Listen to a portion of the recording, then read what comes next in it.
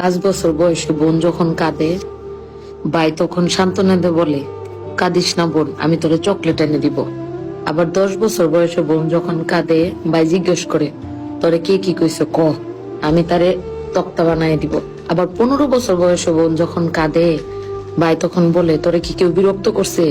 কে করছে আমার একবার বল খালি, ওর আজকে খবর আছে।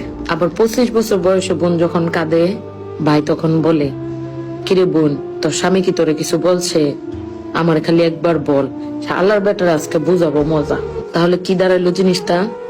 ভাই জিনিসটা হইলো ছোট্ট থেকে একটা বোনের জন্য পাহারাদার, বাবার পরেই যার স্থান। আসলে যে বোনের ভাই নাই, সে তার জীবনে একটা ছায়া পায় নাই। আর যার ভাই আছে, সে বোনের পৃথিবীতে বাবা না থাকলেও বট